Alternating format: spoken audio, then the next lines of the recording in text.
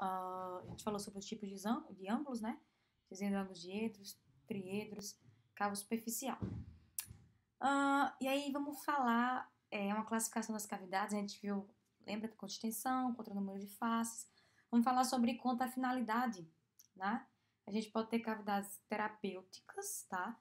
E aí são aquelas realizadas em casos nos quais a lesão cariosa, né, a abrasão, erosão ou fratura, comprometeu a estrutura dental, né, parcialmente ou totalmente. Então, a terapêutica é aquela que você tem que retirar, você fez uma cavidade porque alguma doença cometeu o dente, né? Seja fratura, erosão, uma lesão, tá?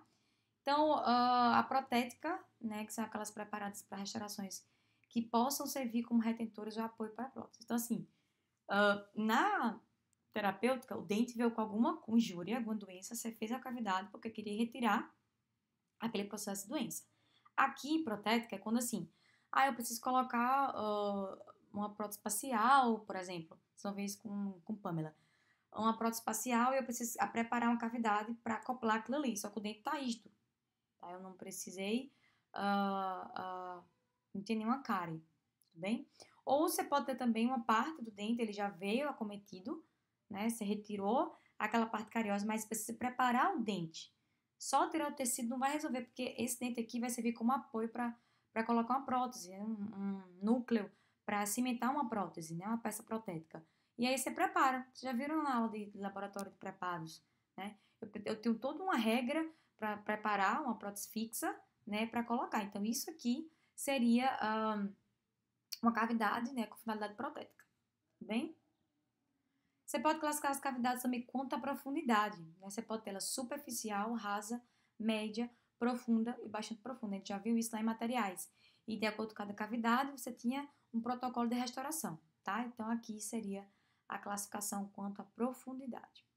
E você tem uma classificação proposta pelo Black, tá? 2 tipos de classificação. Ele vai ter uma classificação que ele chama etiológica, que é baseada naquelas áreas susceptíveis à cárie.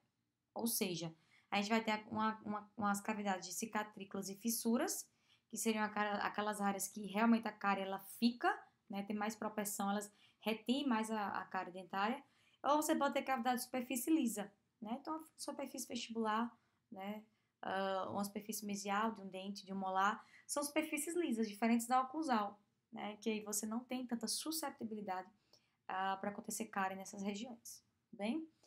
E tem a segunda classificação do Black, e aqui sim é a classificação que a gente usa muito, tá? O pessoal da dentística, que é uma classificação que reúne as cavidades, a classificação artificial, que requer a mesma técnica de instrumentação e restauração. Então, Black, ele classificou em classe 1, classe 2, classe 3, classe 4 e classe 5, tá? Essa classificação é bem antiga, mas até hoje ela ainda está aí na literatura. Classe 1, né, são cavidades de cicatrículas e fissuras de molares e pré-molares. Então, regiões que tenham cicatrículas e fissuras, tá? Sejam as regiões vestibular, nas oclusais, classe 1. E aí, seria 2/3 de oclusal da face vestibular dos molares. Então, aqui tem cicatrículas e fissuras, classe 1. Então, se a cárie pegou aqui, você preparou uma cavidade, isso aqui é uma classe 1. Se a cárie pegou aqui, você preparou a cavidade na oclusal de molares, classe 1, tá? Face lingual dos incisivos superiores. Então, se você pegar essa parte da face lingual, né, de símbolo aqui, você vai ter, pegou a cárie que você preparou, classe 1, tá? E face palatina de molares superiores. Então, você pode ter nessas regiões de cicatrículas e fissuras, né, na palatina, de molares superiores. Se atingir essa região ali, você preparar a cavidade daquela cavidade, é a classe 1, bem? Classe 2, né? São cavidades preparadas proximais dos pré-molares e molares. Então, proximais de posteriores. Qualquer classe que atinja proximais, tá? De posteriores é classe 2. Então, preparou na mesial de molares e pré-molares, a cavidade é classe 2, tá? Classe 3, agora aqui é proximais de caninos e incisivos, então anteriores, tudo bem? Então, se você removeu o tecido e preparou uma cavidade aqui, ela vai ser uma cavidade classe 3, se pegar mesial ou distal. Mas lembra, não pode remover ângulo incisal, tudo bem? Se remover ângulo incisal, você vai para a classe 4. Olha aqui, ó, ângulo incisal é esse aqui, né? Já viram na escultura. Então, se a cavidade pegou aqui na mesial distal e não atingiu aqui, ela é uma classe 3. Se ela atingiu, removeu o ângulo incisal, seja qual for distal ou mesial, classe 4, tá? Então, classe 4, preparadas as proximais de caninos e incisivos com remoção e ou restauração de ângulo incisal, tudo bem? Classe 5, são aquelas classes preparadas na cervical, né, no texto gengival aqui, da vestibular de qualquer dente, tá? Vestibular ou lingual de qualquer dente, tá? Não pode ser na região de cicatrículas. Se pegar a região de cicatrículas, ele vira classe 1, tá? Então, aqui pode ser na região de molares, premolares, incisivos, caninos, qualquer dente que pegou nessa região do texto gengival, sem envolver cicatrículas, tá? Você tem uma classe 5, tudo bem? Então, ó, existe outros tipos de classes, tá? Eu não entrei muito em detalhe na aula, porque aí vocês podem pegar o livro e estudar, tudo bem? Mas aqui essa classificação, essas tipos de classes são as mais comuns e é o que a gente realmente vai utilizar na clínica. Surgiram outras variações, mas aí não tem tanta, não é muito comum, né, de ser utilizado, mas é bom vocês estudarem pelo livro. O livro do Mondelli e o livro, esqueci agora, que tem um PDF dele. Eu posso até, não sei se já mandei para a turma de vocês. Se eu não mandei, por favor, manda um e-mail para mim, tá? E aí eu encaminho o PDF para vocês, o livro de dentística, tudo bem? Que lá pode ter outros tipos de classe, eu tenho 3 livros de dentística, que eu acho que é bem legal passar para vocês. Só que, por favor, me lembrem, professora, manda os livros de dentística, o PDF, que eu vou mandar para vocês 3 PDFs, tá? Se não 2 ou 3 PDFs, que é bem legal para vocês estudarem a parte dentística, tá? E aí vamos para a nossa segunda parte da aula, que são princípios biomecânicos aplicados aos preparos cavitários, tá? Aqui a gente vai ver o passo a passo de preparar uma restauração. E de antemão, eu já aviso a vocês, aqui é mais aplicado para amálgama, para uma restauração, para preparar uma classe, uma cavidade que você precisa restaurar com amálgama. Resina composta não tem, tá? Essa regrinha de protocolo de cavidade, de preparação de cavidade. Por quê? Porque resina composta é só você remover tecido cariado e pronto, né? Não importa como ficou paredes e cavidade, não importa se está perpendicular, não importa nada, tá? Porque é uma odontologia adesiva. Quem vai me dar a adesão da resina composta é o sistema adesivo. Diferente do amálgama, por exemplo. Quem me dá retenção é meu preparo cavitário. Por isso que ele tem princípios, né? Para você fazer esse preparo. Então, o preparo de cavidades é o tratamento biomecânico, né, da cárie e outras lesões dos tecidos duros do dente, pelo qual as estruturas remanescentes recebem uma restauração. Então, é toda a regrinha aí que você deve seguir para preparar uma cavidade. O pai, né, da dentística, aí, o Black, em 1908, olha como é antigo isso, gente, 1908, ele idealizou e organizou uma sequência lógica, tá, a ordem de procedimentos para você preparar uma cavidade. São princípios mecânicos, biológicos, né, e aí que o dente vai ser submetido à ação de instrumentos cortantes manuais ou retatórios para que você consiga preparar essa cavidade. Então, qual é o objetivo geral dos preparos cavitários? Promover resistência à restauração e ao dente. Garantir retenção e estabilidade da restauração. Volto a dizer, resina composta, quem dá retenção é o sistema adesivo, tá? Eliminar tecido cariado, beleza? Impedir recidiva de cárie e devolver ao dente, né, um estado primitivo de função e estética, tá? Então, você tem que reabilitar aquele paciente, e substituir aquele esmalte ou aquela dentina que foi perdida, tá? E qual seria a ordem do preparo dos procedimentos, né? Primeiro, abertura, então você vai abrir aquela cavidade. Segundo, forma de contorno, né, como eu tenho que deixar. Terceiro, remoção do tecido cariado. Quarto, forma de resistência. Quinto, forma de retenção. Sexto, forma de conveniência. Sétimo, definição e acabamento das paredes. E oitavo, limpeza da cavidade. Essa sequência, fique bem claro, está sujeita a alterações. Você pode ser que primeiro se remova o tecido cariado e depois você faça a forma de contorno da cavidade. Pode ser que nem tenha abertura, porque o dente já está aberto, né? O paciente chegou lá já com a cavidade aberta, cariada, tá? Assim como você pode ter procedimentos que não precisam ser realizados, né? Se você fazer a restauração com resina composta, uma cavidade, muita coisa aqui vai ser anulada, tá? Porque a única coisa que você vai ter de resina composta é o quê? Remoção tecido cariado, tudo bem? E é isso que eu destaco nesse slide, né? A gente, no caso de resinas compostas, você esquece essa sequência, né? De forma de retenção, forma de contorno. Quem vai me dar vai ser o sistema adesivo que você aplica, tá? Ele que vai me dar adesão, que era da odontologia adesiva, a gente já viu isso em materiais dentários, tá? Então, para a resina composta, essa regrinha de protocolo de preparo vai sumir, vai ficar só uma remoção do tecido cariado, que é isso que a gente tem que fazer quando você vai restaurar com uma resina composta, tudo bem? Então, cada lesão em cada dente apresenta características únicas, tá? E deve ser tratado de forma individual. Então, assim como o tipo de material que você vai escolher também, tá? Se escolheu a odontologia adesiva, resina composta, sistema adesivo, máxima conservação da estrutura do dente, tá bem? E você vai ter, porque você vai ter união micromecânica e química, não é adesão pelo preparo cavitário. A gente já falou sobre isso. Diferente do amálgama, quem vai reter vai ser o preparo, resina não. Quem vai reter é o meu sistema adesivo, tá? Seja pela união micromecânica ou seja pela união química, como a gente viu lá em materiais dentários na aula de sistemas adesivos. Então, se a gente falar aqui de um material que precisa de um preparo cavitário, né?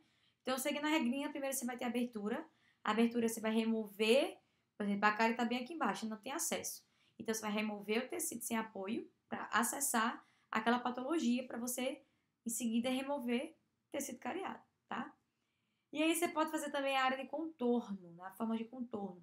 A forma de contorno define a área da superfície a ser incluída no preparo. Então, você pode estender, né, esse preparo, englobando todo o tecido cariado e áreas susceptíveis à cárie. Então, isso aqui, gente, foi na época do Black, tá? 1908. Hoje em dia, a gente não vai englobar mais essas áreas que era desgastar para prevenir. A gente não tá mais com essa odontologia, tá? Você vai preparar de maneira adequada o seu amálgama. Ah, professora, mas o amálgama precisa ter uma cavidade extensa para segurar? Ok. Se o tecido não foi tão extenso, né? A cárie não foi tão extensa e tu não precisa estender, tu não tem profundidade de cavidade, tu não tem extensão para receber amálgama, resina. Você vai desgastar tecido sadio, tá, gente?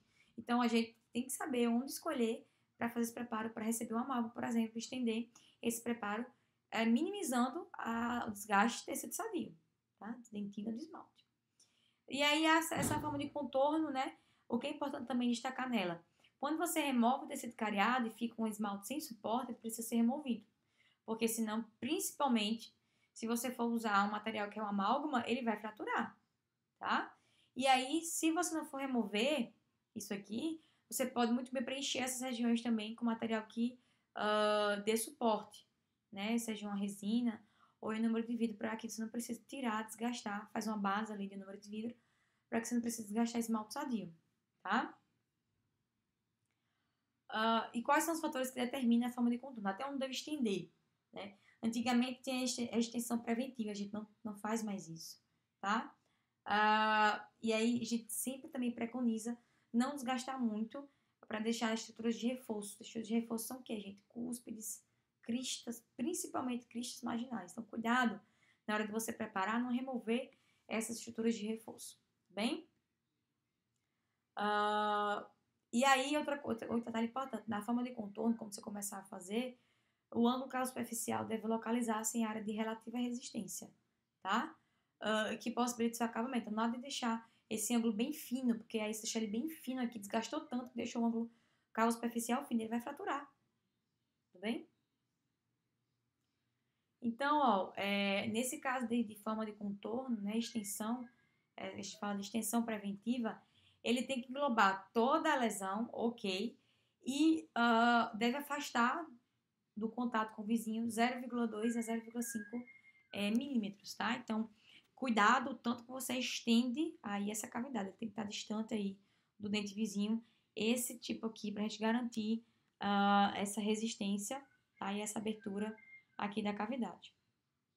Então, ó, sempre que for preparar, mantém a estrutura de reforço. Essa aqui, né, essa ponta de esmalte, é bom não tirar, porque é uma estrutura de reforço para a molar superior, tá? Então, se essa estrutura for de 1, menor que 1,5, menor que 1, pode tirar, pode ter que desgastar, porque senão vai enfraquecer, tudo bem?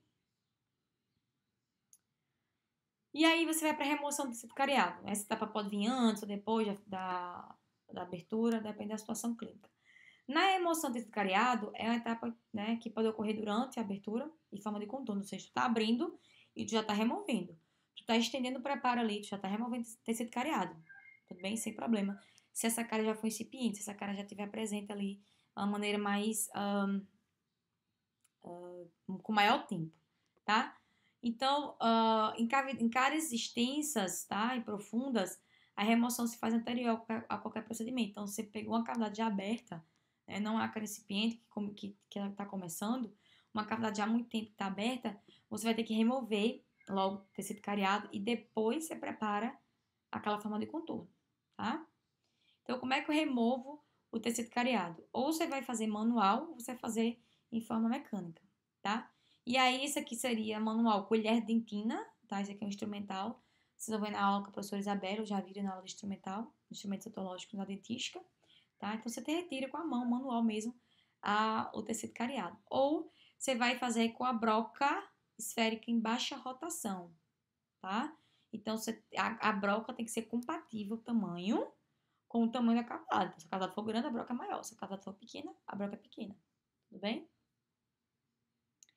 Falando agora da forma de resistência, né? A gente falou forma de contorno, forma de abertura, remoção do tecido cariado. Forma de resistência é aquela forma da cavidade para que tanto o dente como o material restaurador resista, por exemplo, a esforços mastigatórios, a inserção do material restaurador, por exemplo, você vai condensar um amálgama, né? A gente já viu lá vocês viram na aula de amálgama lá em materiais. A gente precisa condensar. Então, a forma de resistência que eu dou à minha cavidade é para suportar aquela condensação do material, tá?